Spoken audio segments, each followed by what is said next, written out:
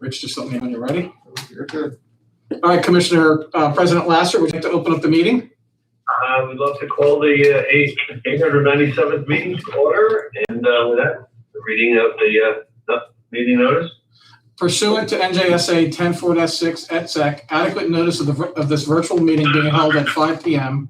on July 27, 2020 has been provided by notifying the Daily Record and the Star Ledger by way of legal notice and sunshine notice by posting said notice in the administration building of the Morris County Park Commission and at the county courthouse, and by filing a copy of the same with the Morris County Clerk, and by posting the agenda and directions to submit public comment on the Park Commission's website. The Park Commission continues to adhere to guidance for remote public meeting from the New Jersey Department of Community Affairs. Commissioner Abrantes? Yes. Commissioner Barron? Aye. Commissioner Cash-Schmidt? Here. Commissioner Cogger? Here. Commissioner Califer? Here. Commissioner McCarthy? He is on. He's on? Yep. Vice President Seabury? Here. Commissioner Tall? And President Lasser? Hey, McCarthy. Join the meeting. I'd also like just to make note in advance of starting the meeting that the public that is viewing on our YouTube channel, the hearing of the citizens will happen after the executive session. So when you go to executive session, please wait, and we'll come back into public session.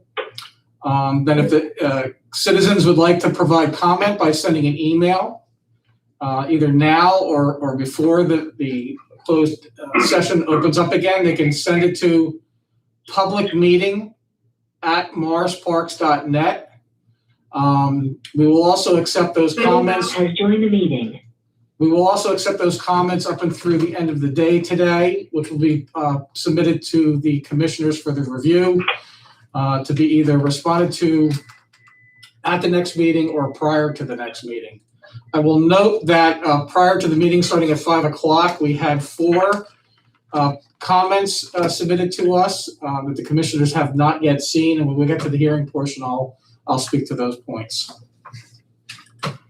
Okay, first item of agenda is the approval of the minutes. The minutes were sent to the commissioners in advance of the meeting. So moved. Second. Commissioner Cogger, okay. The next item on the agenda is the bill list. I just want to make note before we review the bill list is we did have a question from the last Park Commission workshop meeting related to the bill list not being available prior to the meeting. The Morris County Park Commission reviews its bills once a month at the Park Commission's Monday evening public meetings. In the month of April was the only time in my time frame that we actually reviewed the bill list at a workshop meeting, but that's because we had missed our March meeting and the bills needed to be paid to our customers. I'd also make note that I believe we received a public comment last go round as well regarding the timing of the Park Commission's workshop meetings. The 9:30 a.m. meeting time frame has been the same time frame we've had for a number of years. And we typically do not receive public comments at our workshop meetings, only at our Park Commission meetings. Okay, so the next on the agenda is our bill list. This is Betty. I'll make the motion. We approve the bills. Thank you, Betty. Ted McCarthy, second. Are there any questions? I just have one question. I guess Cheaters Golf is the new Billy Casper? Correct. Okay. And I should make note, I believe I don't know if the individual's on the line today, but there was a question related to Berkshire Valley Golf Course LLC and or Billy Casper Golf LLC. The Park Commission, previously to the last commission meeting, Antares Golf was known as Billy Casper Golf. That has now changed. So if you're reviewing our bill list, you will now see ANTARES Golf LLC. The other name that you see on the bill list is the Berkshire Valley Golf Management LLC. The Antares Golf bill line item is where we make the golf management payments to Billy Casper Golf once a month. And those payments, Rich, off the top of my head, I believe it's $248,000 around that for the year for all 4 golf courses. So there's a bill paid just for the golf management fee. The expense that you see under Berkshire Valley Golf Course Management LLC is actually the operating expense funding that the Park Commission provides Billy Casper Golf. That is not a management fee. That is an operating fee. So at the beginning of each year, Billy Casper proposes an operating expense budget to the Park Commission's Finance and Budget Committee. The commission reviews that and either accepts that, and those funds are paid out over the course of the year. In some months, you will see the numbers will change monthly because in the month of January and February, those operating expenses are a lot less than the operating expense needed for May, June, and July. And just as all the other departments of the Park Commission had to make operating budget cuts some months ago, the same request was reviewed with Billy Casper Golf, who made some operating budget requests as well.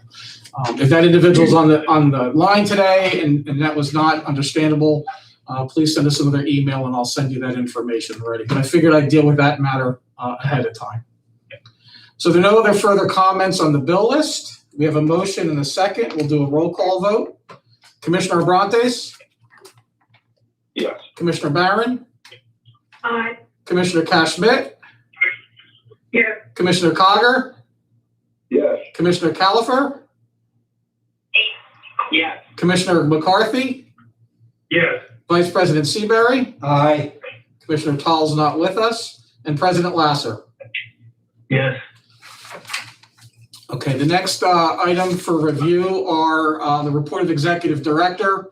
I did supply the commissioners with a number of attachments related to my report.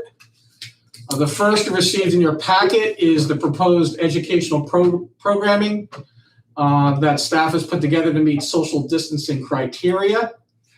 Lynn Laffey and her staff worked diligently on this initiative and have already been putting on a number of virtual programs, but this is formalizing what we'll be doing September through the end of the year.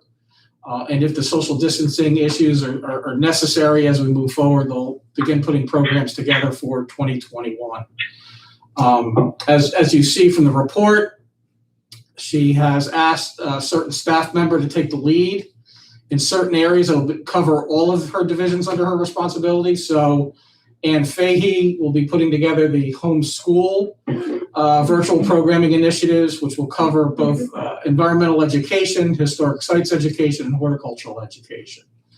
So Lynn is using the staff to her avail effectively as possible to meet homeschooling, lectures, both adult and group, scout initiatives, both Boys and Girl Scouts, and then certain programming with the Girl Scouts of Northern New Jersey, virtual field trips that will come in a canned package and/or a video plus an answer session with the school groups.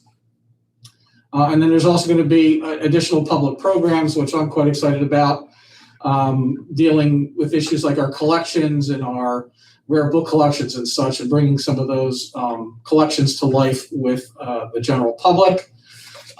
And both Jenny and Ann Fahey are receptive to establishing some small group guided hikes at various locations within the park system. So I just want to thank staff for moving that initiative forward. You will also see, if you're on our GoGov email blast, there are already a number of virtual camps out there for the public to participate in, from wild things, slime scales, feathers, and tails, to a camp that happened last week and is going to happen again in August is our Fairy Day Camp, where they had at least 12 children participate. And the parents sent pictures of the children and their fairy activities back to staff, and they put a PowerPoint presentation together. There's an art and nature camp and various other camps that staff are moving forward on promoting to the general public. The next item is an initiative to start slowly bringing foster fields back to life again. Mark Sutherland and his staff, and I think I reported on this at the workshop meeting, but we're getting closer to finalizing, are going to be doing drive-through farm tours at Foster Fields Living Historical Farm on Wednesday, Thursdays, and Fridays. They're going to do a test run on Wednesday afternoon to time out how long it takes 10 cars to travel through and the number of stop points along the way. But as you can see from the paperwork I submitted to you, it's a pretty extensive list of stops along the way. And all of these programs right now, keeping to the governor's executive orders as best we can, are all online and advance purchase tickets for these initiatives. The next item on the report is I'll call it a ag licensing agreement from Miss Stipolkowski. This is an interesting request for use of a very small property that is part of Pyramid Mountain Natural Historic Area. It actually, when we first acquired it with Boonton Township, it had been an area where somebody was grazing, I don't know, about 10 to 20 sheep, Dick, as I recollect, if I'm not mistaken.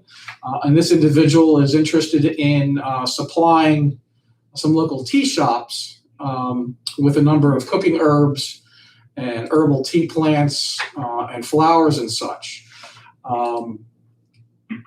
This forces us to move forward on finalizing the language to our ag licensing contracts, which Kelly Kovacevic has taken over the file from Charlie.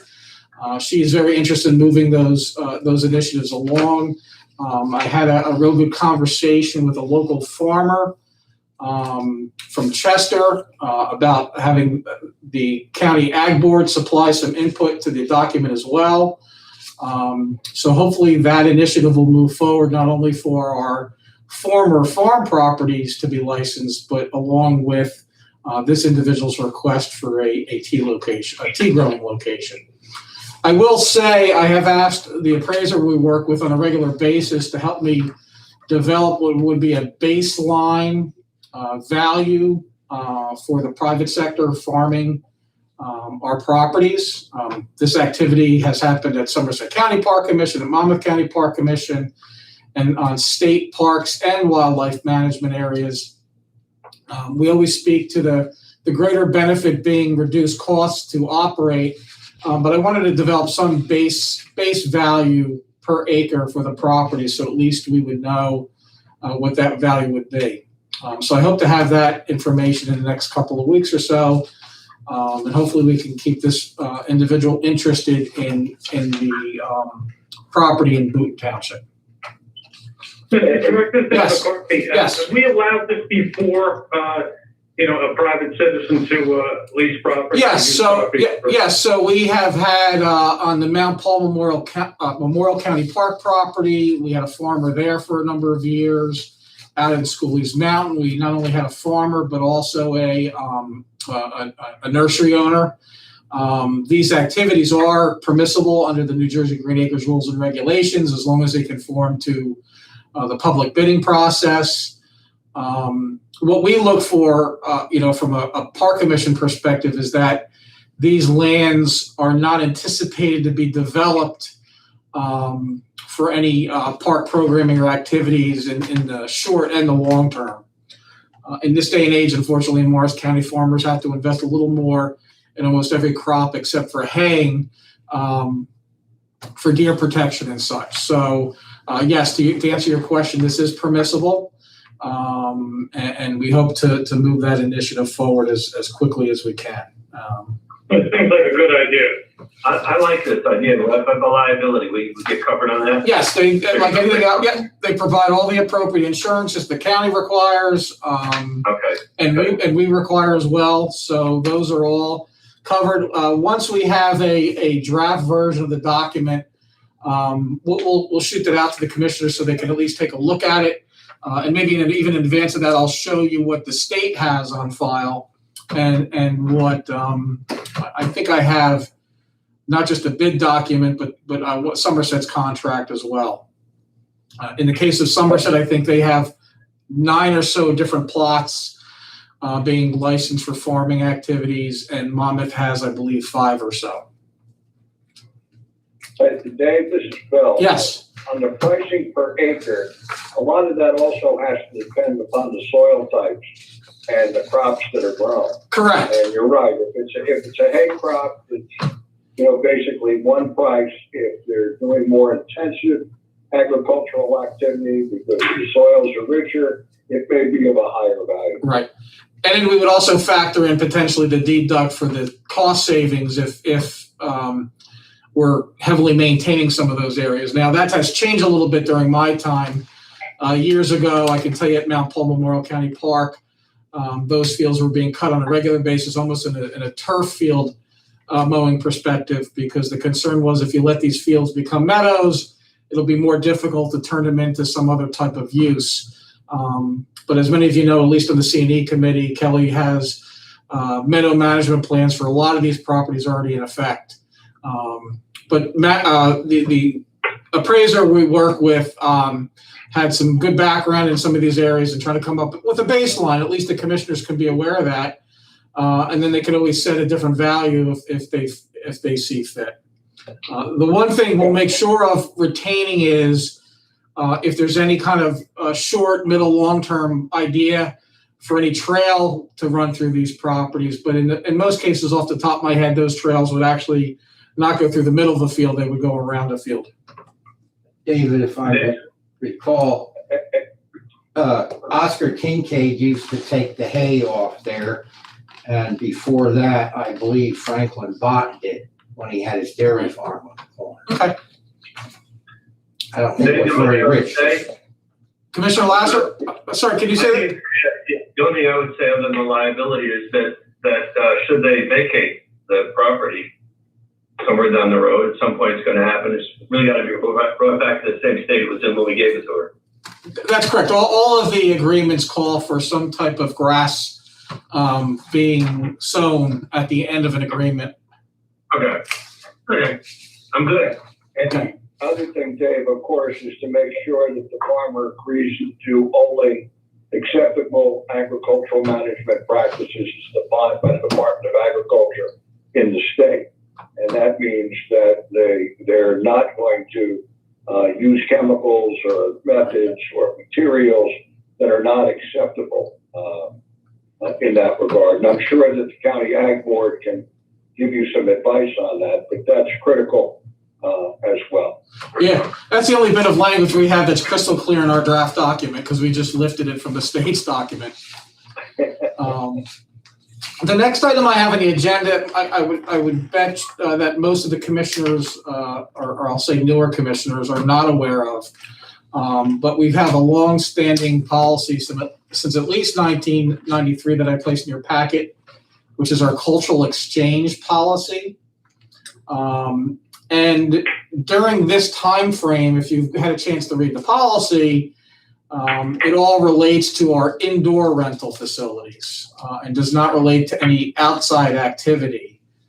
And I felt, along with some staff members, that since indoor activities are being restricted, whether by being permitted at all, or at this point in time, it's 25% of capacity, we're less likely to see these initiatives develop in our indoor facilities.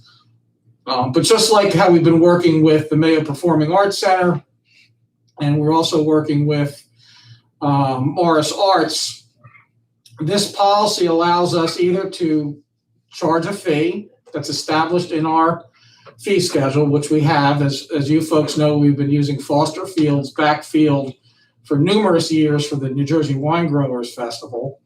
And that's the same area that the Mayo Performing Arts Center is using.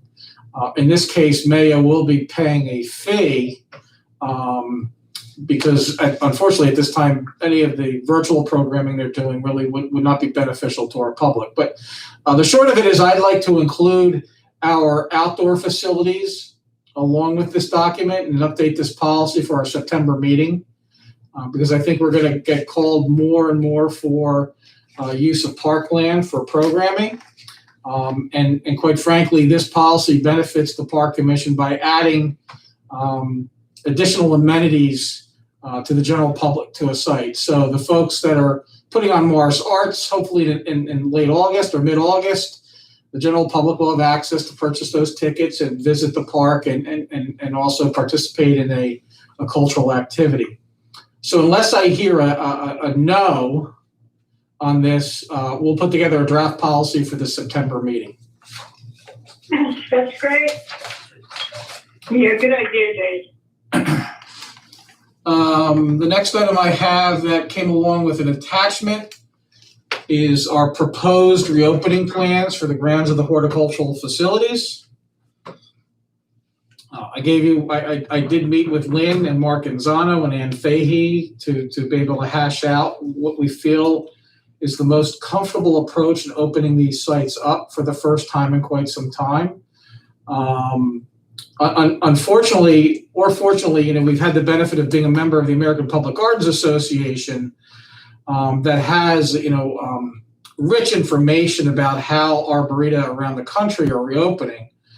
Unfortunately, 99% of those arboreta are a fee-based entry site, not a free entry facility.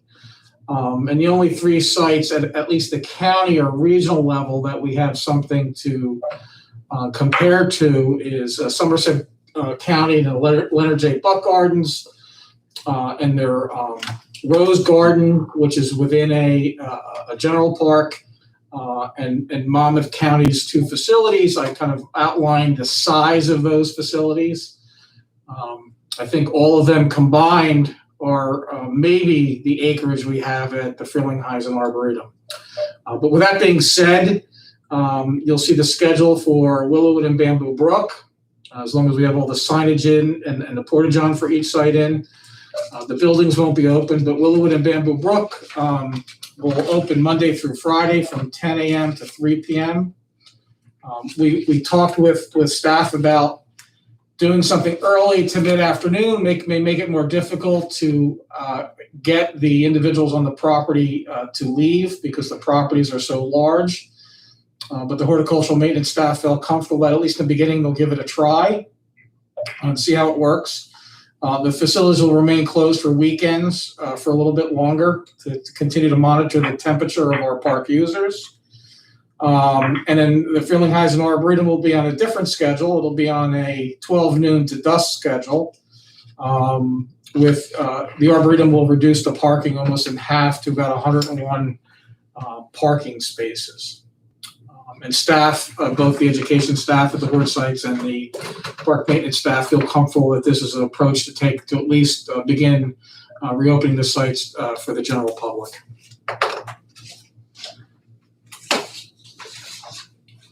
Then I have a couple items that are not on the agenda. Update on Hedden County Park. As I reported to you shortly after we closed the facility, Kelly Kovacevic, our Director of Park Maintenance and Natural Resources, was able to get our county co-op arborist on site to take advantage of the park being closed to begin removing the remaining 341 trees that Harmony tree experts were not able to remove back in the wintertime and up through March.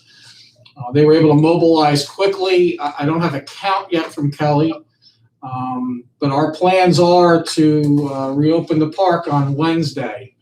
I will say that our natural resources staff and Matt Trump and Daryl Jones have done a yeoman job. They were able to remove all of the dams along Jackson Brook, and they were taking a look to see if there was anything along Wallace Brook. They also developed some signage to educate those folks using those areas on the negative impacts to damming up the water body, and we'll keep a close eye on monitoring that site as we reopen. On the 16th, so Thursday, we informed you at the workshop meeting that we had a permit request from Black Lives Matter to host a vigil at the Sugarloaf area of Lewis Morris County Park. That event did take place. I would like to acknowledge Tiana Kimbrough, who is the lead on the Black Lives Matter Morristown. And I think I reported to you at the workshop meeting that those reports, at least in the newspaper that I've read about how she manages these types of vigils and walks, she always likes to leave the participant with a message or goal. And this event at Lewis Morris was no differently. There were about 40 to 60 people on site. It was very much a vigil. And I was there at least till 5:30. Folks started coming at 4. I also want to acknowledge Park Police, who put an incident operation plan, together for the worst case scenario. But the event was the best case scenario that you could possibly have, and both the Park Police and the individuals participating, because Park Police did have to help with parking at some point. Everybody was very gracious to each other at that event, and hopefully that went well. I also read in the paper this past weekend they had an educational program at a park in Morris Plains with 100 to 200 people, and once again that program left folks with walking away with some knowledge they may not have had before they participated in that event. I also reported to you at the last workshop meeting that we are working with the USDA, both at the state and national level, on installing spotted lantern fly traps. Unfortunately, I have to let you know that we added 3 more parks to the original locations. We have one at Foster Fields Living Historical Farm now, Hedden County Park, and the Traction Line Recreational Trail near Normandy Parkway, because we've seen additional spottings of lantern fly.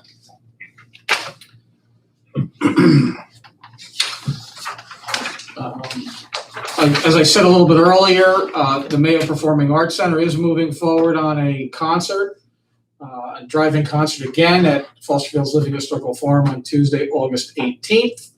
And they've secured the Weaklings, which is a Beatles music, I don't want to say cover band because they don't speak about being a cover band, but playing Beatles music. And tickets are already on sale. I also mentioned that Morris Arts is looking to have an event here at Lewis Morris Park on Saturday, August 12th. It's a drive-through art installation along with music. And Lynn, right before I was able to put my package together today, sent me a notice. As a number of the commissioners are aware, Bamboo Brook was listed on the state's Women's Heritage Trail after we completed the last garden restorations. Lynn was just informed today, or staff was just informed today by the New Jersey Historical Commission that Bamboo Brook has been awarded. It will be one of 5 sites among 90 plus sites listed on the trail that is getting production support to produce a 2 to 4 minute long virtual tour of Bamboo Brook, the Gardens of Bamboo Brook, to be placed on the Commission's website, the Historical Commission's website, along with the Park Commission's website. So it'll be great to have a real good live, 4-minute tour of the property that we can use as part of our programming and the long-term interest of the garden users. The next item is as we were finishing up the clearing of the damming at Hedden County Park, we also found a Facebook notification on a private individual's website that she was seeking help to remove what was a dam to be found at Schooley's Mountain County Park at Electric Brook, right below the waterfall area.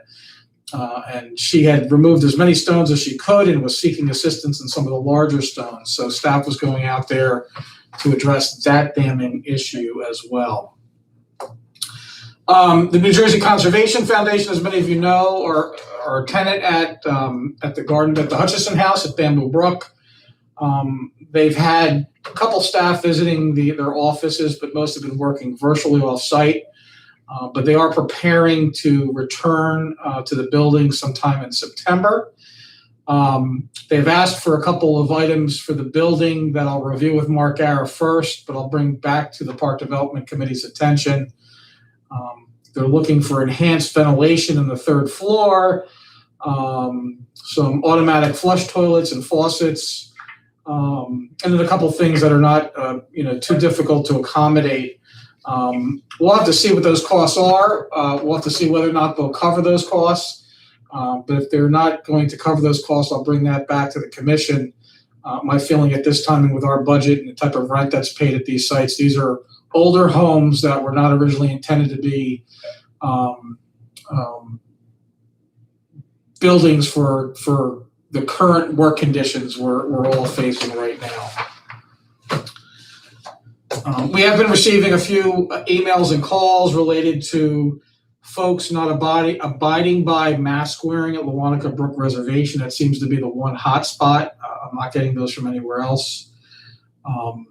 We continue to inform the public about the governor's executive order as much as we can. But I think our general perspective at this point in time is now that is a known executive order in New Jersey, our need to continue to spend funding on signage and messaging on mask wearing on site cannot be as strong as it had been in the beginning.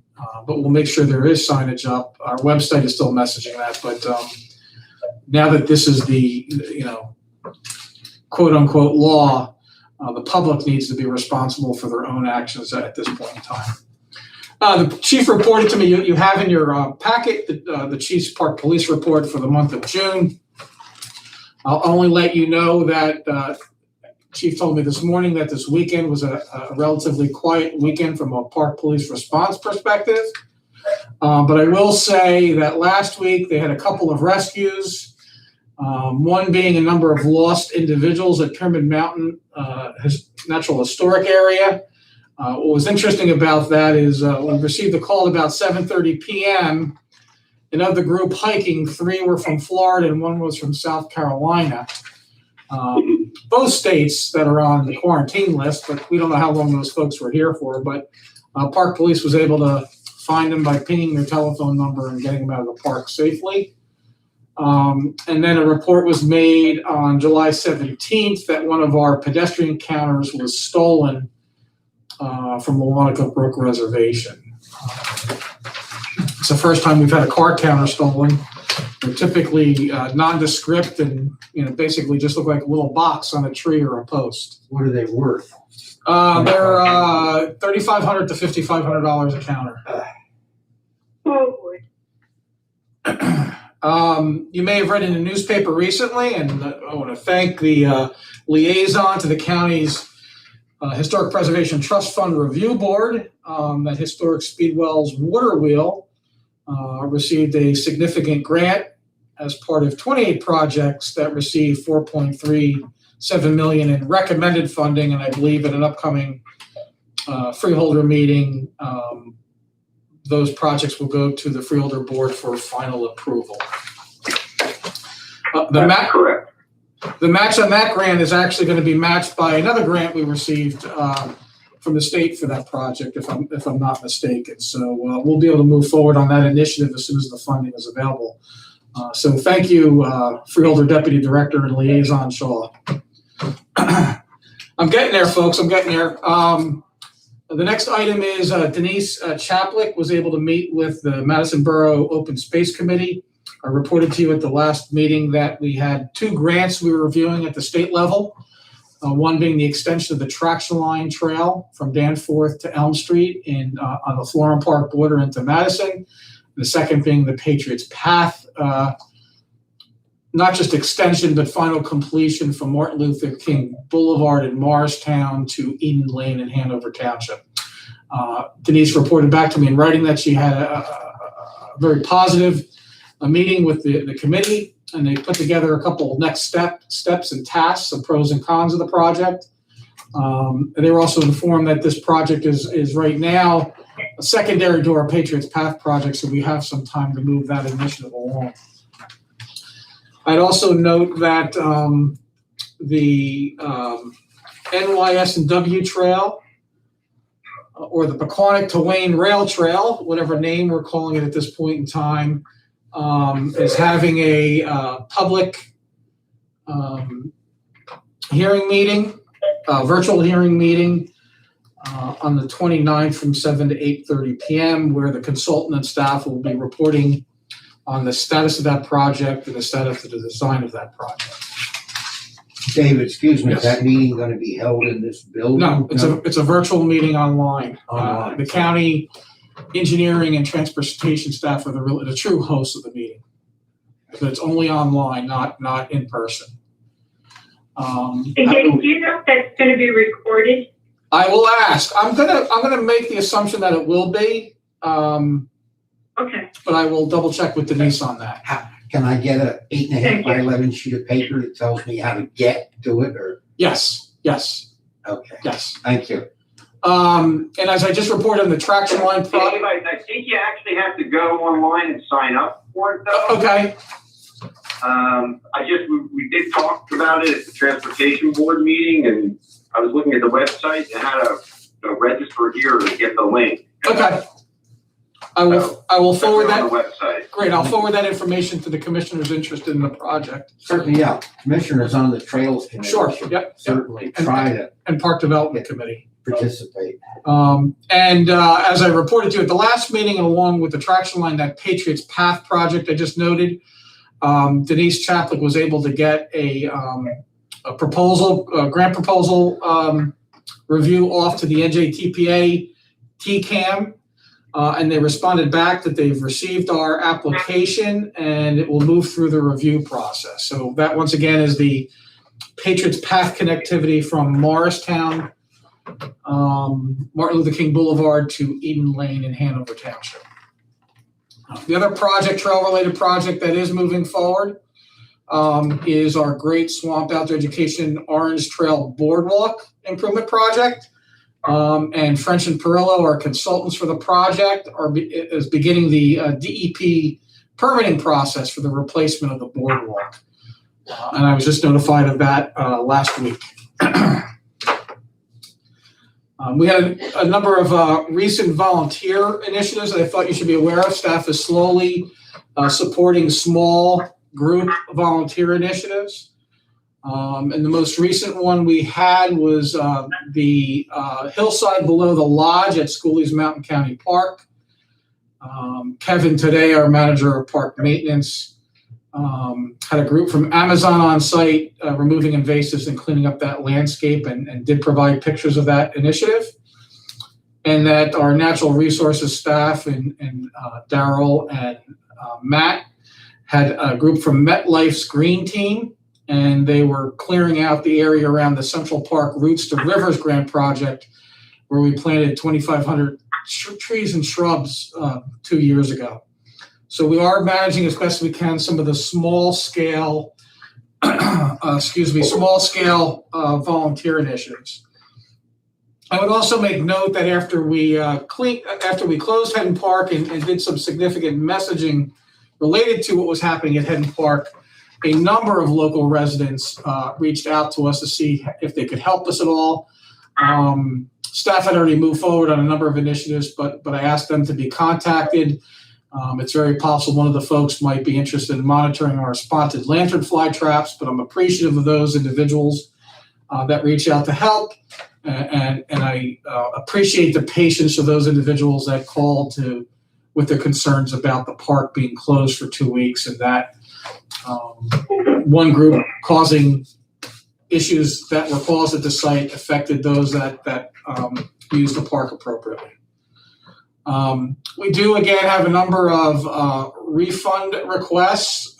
There were 7 presented to me, unfortunately late this afternoon, so I'll get that into the commissioner's hands. 5 of the 7, though, are asking for credit to be moved towards a rental next year. A couple of them, though, are family and friend events, a wedding that had to be canceled at the Frelinghuysen Arboretum, because we can't use the Haggerty Center just yet based upon the 25% of capacity restriction. And another was a bridal shower. And I'll get that report out to the commissioners for their review. And the last item I have, I'll just report on the subject matter, but it has to move into closed session. I have one item for executive session that relates to the Park Commission's access to park properties for scientific research and studies. I have a request that I need Park Council to review. Once we're able to bring this back into an open session process, we will discuss it in open session. So can I have a motion to approve my report? So moved. Second. I'll second. Commissioner Brontes, yeah. And now for the public, we are going to be entering into closed session. Resolution number 72-20 places the Park Commission executive session. Be resolved by the Morris County Park Commission on the 27th day of July 2020 that prior to the conclusion of this regular meeting of the Morris County Park Commission, which regular meeting has been open to the public, the Morris County Park Commission shall meet executive session for which the public shall be excluded to discuss personnel matters, land acquisition report of council as permitted pursuant to NJSA 10-4-12-5678, the pertinent provisions of the Open Public Meeting Act. The time when the matters is discussed pursuant to paragraph number 1 can be disclosed to the public as soon as practicable after the final resolution of the aforesaid matters. May I have a motion? So moved. I'll second it, please. Commissioner Seabury. Commissioner Brontes? Yes. Commissioner Barron? Aye. Commissioner Cashmit? Yes. Commissioner Cogger? Yes. Commissioner Califer? Yes. Commissioner McCarthy? Yes. Commissioner Seabury? Aye. And President Lasser? Yes. Thank you. We're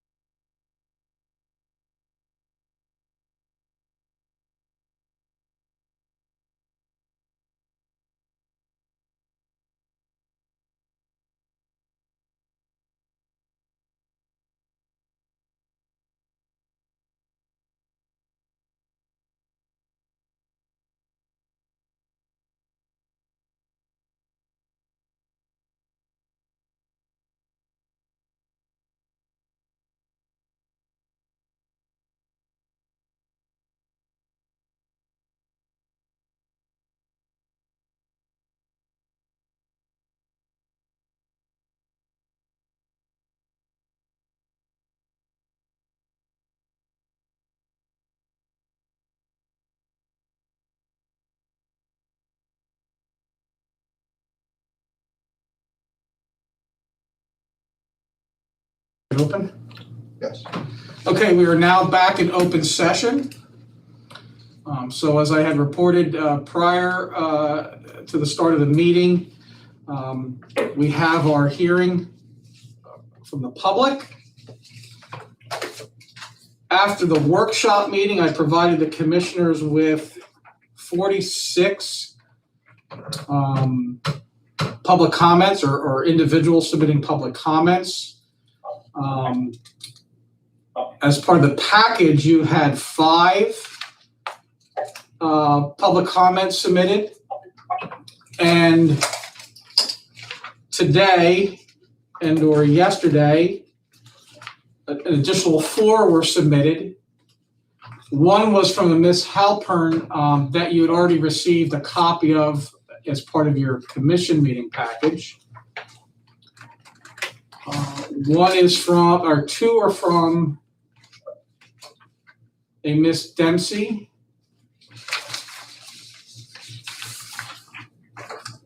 One is from a Miss Hewitt related to trail conditions at Hedden County Park that I'll have staff respond to.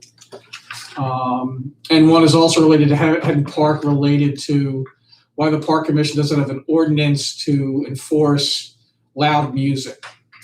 And the chief is going to respond back to that individual. So because we are in a virtual meeting, I would like to get some direction from the commissioners on how they would like to see all or any of these responses. Some questions are somewhat repetitive, mainly having to do with the concern of folks with our environmental, historic, and horticultural staffing levels. The commission is very aware of the number of folks that remain in those units at this time. There were a few questions related to Berkshire Valley Golf or our golf management agreement that I responded at least to a couple of those questions too. So I'm looking, number 1, for how would the commission like me to respond to the public comments they've received, and then I will submit to you the 4 comments received today and/or part of this meeting. Well, if we don't have the money, we can't hire people. I think many of the comments reference, and I could put together something that maybe is similar to what we did for our friends group, who all were informed of what the direction we were taking. I will tell you there is a Facebook page out there called Open Morris Parks that I no longer read, and I know staff is no longer starting to read because the language and some of the responses on that page are less than professional. But I think when I speak to individuals directly and they get a better understanding of the Park Commission having 400 million visitors per year, there are 38 distinct sites and the acreage and miles we're responsible for, they get a little bit better understanding of the Park Commission's operations. And as we spoke to the staff that were laid off, and I know the focus here is on the individuals from the education units, but I will say that as I reported the commission some time ago, a number of areas were considered as part of the layoff plan, including but not limited to the ability to keep and maintain the park land in a safe condition, to continue to support the revenue streams necessary to continue the operations of the Park Commission. Noting that buildings right now cannot be used at full capacity, but even if they could be used at any level of capacity, our ability to ensure the proper sanitization of these facilities after the public uses it. Quite frankly, the only locations where we were able to control that to any great degree is Men in Sports Arena, that actually has a custodial staff that also act as Zamboni drivers. So there's dedicated workforce at that location. The golf courses have Billy Casper Golf or Antares Golf has implemented an initiative where they're able to keep those facilities to the level of sanitation that's needed.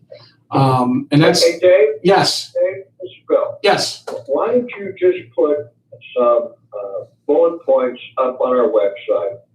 Frequently asked questions regarding the reduction in staffing in the parks. And when people make comments that deal with those issues, you can refer them there. And if they have a specific request, you can respond to that. But it seems to me that, 5 or 10 bullet points on our website explaining why we're doing stuff and what has happened would go a long way to answering some of these questions that folks are asking. Okay, so what I'll do is I'll start with the report I provided the Friends groups, which I believe I gave to all the commissioners, and we'll turn that into a fact sheet. That's a good idea. And Yeah, I think it's a good idea. One thing I think you gotta do is respond to people almost immediately when you get something from them. Even if it's generic response, you gotta send them something. No response is just gonna make them irate. well, remember, there's a difference between what is presented at a public hearing and then what is emailed to us, individually or through info@morrisparks.net. The commissioners typically would be hearing the public at a regular meeting and either responding to that or not. I do want to make note, as of now, when we know there's going to be a change on August 3rd, that there are only 6 of 38 sites where the grounds remain closed, and that's not including Head Park opening up in a couple days. And then nine of the 38 distinct sites have buildings that are closed and will probably remain closed for some time. So if everybody's in agreement, I did start putting some responses in a bulleted fashion to some of the questions as I categorize them. And if everybody's in agreement on Commissioner Cogger's approach, we will do that. And then I think what we'll try to do is, to the individuals that did submit comments, we will find a way to email that to those individuals without having everybody on the same email blast list and finding other people's, email numbers. But we'll put that together then for the commissioners. Yeah, very good. Good. And then I will provide you. Dave, I would just, if I may, Yes. I would just suggest focusing on, so you just listed 6 of 38 sites and not, some people are making it sound like the whole park resources are closed down, and that's not the truth. So we'll focus on Right. on the positives as opposed to the negatives. Right, and in the end, and there was not an effort or not an approach to impact one of our divisions over a number of divisions. Fortunately, for some areas, we had a number of vacancies that were not filled prior to the COVID. So the hurt was not as much to not having an employee in that position.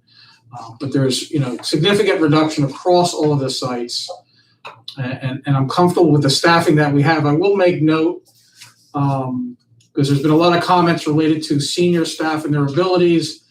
I just had to go through a formula process, but out of our 9 senior staff, on average, they all have 22 years length of service, and all but one started from a beginning position, whether that was the chief as a park police officer, me as a part-time $8.50 an hour recreation assistant, Kristen Biasi as a boat attendant, Kelly as an intern.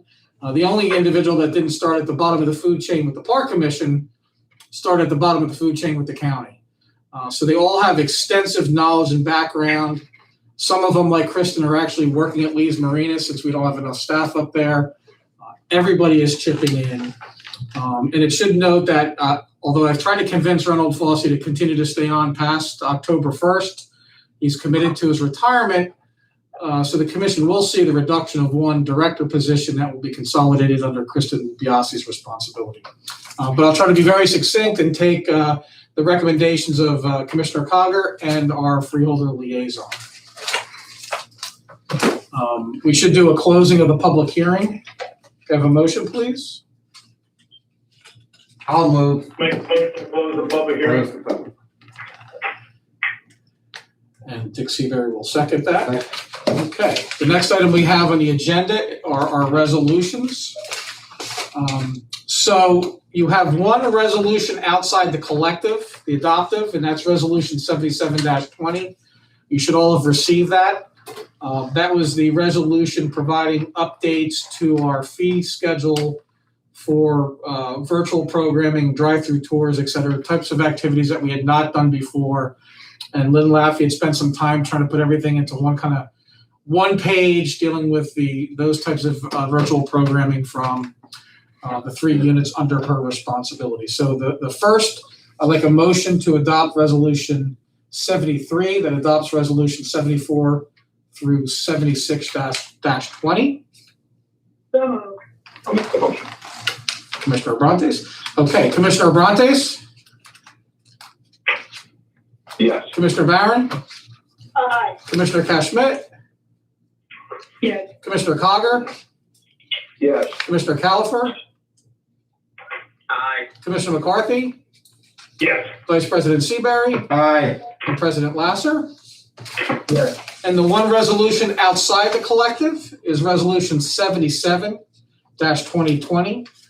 And that amends the fee schedule to include our virtual programming and drive-through tours.